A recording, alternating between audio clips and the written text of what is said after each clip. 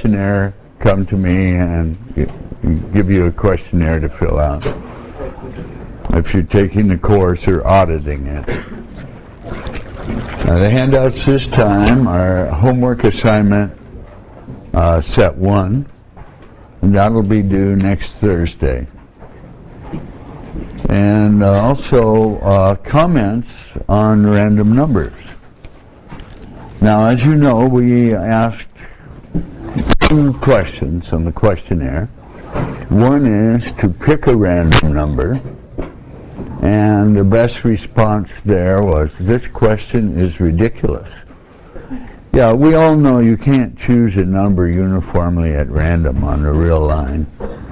So really it's just a fun way to elicit sort of the range of what you think a random number might be collectively for the class. So half of the class chose numbers that were integers, roughly, and the precise information is in there, and half chose numbers like e to the square root of pi, and so on. But all chose numbers that have simple descriptions. And in that sense, none of them are random. Now, of the integers chosen, 0 through, pick a random number less than 10. The numbers 0, 1, up through 9 were chosen. And it's roughly uniform from 2 through 9, but 0 and 1 seem to be underrepresented.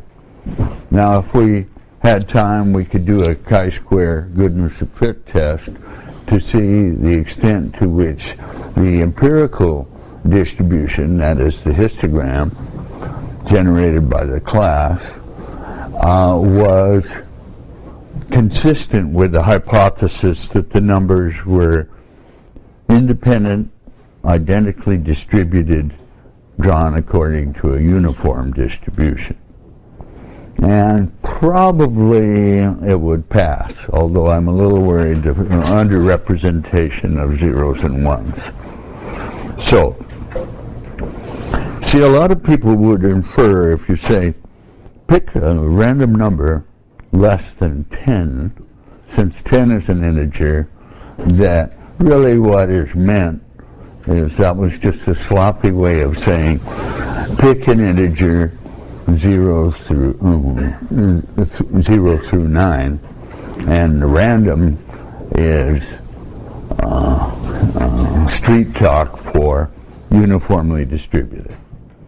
Okay, so I would say half of the class decided to infer that that was the question, and so on.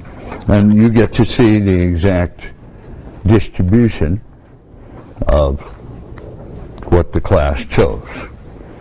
Now, the other question was, choose the smallest positive integer that no one else chooses. Now, this is a game, I think it started in Hungary, and I'm not sure that it has a satisfactory solution. But of course, there will always be a winner. Well, not always. You might have everybody piled up and no unique number. Is Wei Li here? Wei Li? All right. Well, he chose the number 5. And it is the smallest number that no one else chose. So 5 is the winner. Now we have someone who tried to win on a technicality, again in the spirit of fun, or e to the square root of pi being a random number, by saying, oh, here are the numbers 1, 2, 3, 4, 5, 6, so on, which are, and therefore one of them is the smallest number that no one chose. So only a lawyer and a good judge would allow that person to win. So, right. But if you look at the fine print, the question didn't say you're restricted to 1. Yes. right, last time we did a preview, and today we'll finish chapter 1, which is the preview, and do much of chapter 2,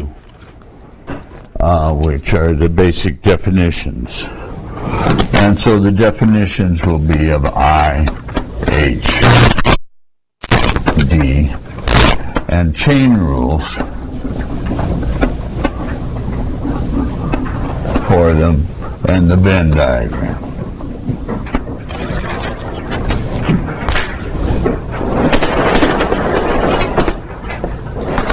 Question. I have a quick question on homework. Calls are next week. Is there any? Yeah, quals are next week. How many people are taking quals next week? Oh, you poor guys. All right. Try to hand in the homework on Thursday. But if you are taking quals next week, you can put, and there's sort of a conflict, you can hand in the homework late. I don't want to start this as a precedent. Hand in the homework late. But say by late Friday afternoon. Well, there are quals on Friday. Okay.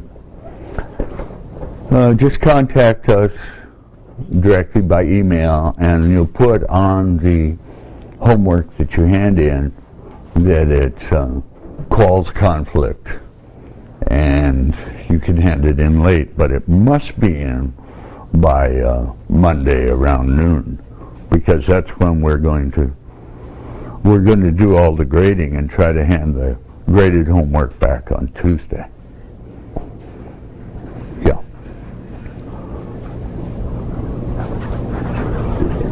Yeah, that's next week. Right. Any other questions?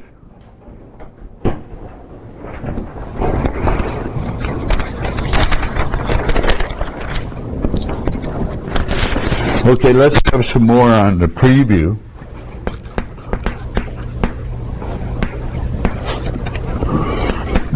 On entropy, there's a nice way in which entropy arises. Here's the example. Xi equals 1 with probability P and 0 with probability Q. P plus Q is 1. This is standard coin flipping with a coin with probability of heads P. And the entropy, H of X, is equal to minus P log P minus Q log Q. That's the definition of the entropy, minus summation Pi log Pi. And you might ask, what is the probability mass associated with this? By the way, xn will always mean the following. X super n means x1 through x sub n. It's the sequence of length n starting at 1. Question? Again? What is the base of the logarithm? We'll go into that today, but it'll always be log to the base 2 unless otherwise noted, and the entropy will be in bits. We often use the natural logarithms because when you take the derivatives, you don't have those annoying multiplicative factors. And so when you do some math with it, you often go to another base, do the math, and then come back to bits. But since logarithm is monotonic, that is, maximizing entropy to base A and entropy to base B are the same problems. If you had a maximum entropy problem, for example. Okay, so here we are, P of xn. This is the actual sequence of outcomes, and I wonder, what's the probability of observing it? Well, I don't know what this is, but I do know the formula. This is P to the summation of xi times Q to the summation, well, all right, summation of 1 minus xi.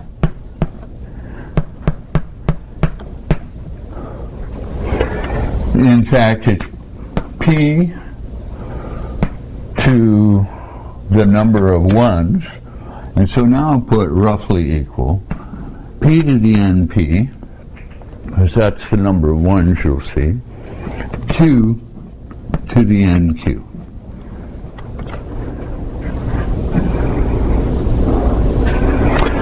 So if the number of ones is what you expect it to be, then the probability of observing that number of ones, the precise sequence that you observe, will be P to the NP, Q to the NQ. But this is P to the, well, let's change this to 2 to the log P. That's P times NP. So I get NP log P plus NQ log Q. So this is an identity because P is 2 to the log P. But this is 2 to the minus N H of P. Aha. So this is the first indication that the entropy that we've defined is a critical,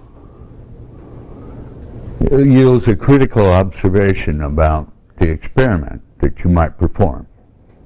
So I flip this coin n times. I get a certain number of ones, and I ask, what's the probability I got this precise sequence of ones and zeros? And the probability is 2 to the minus n H of P.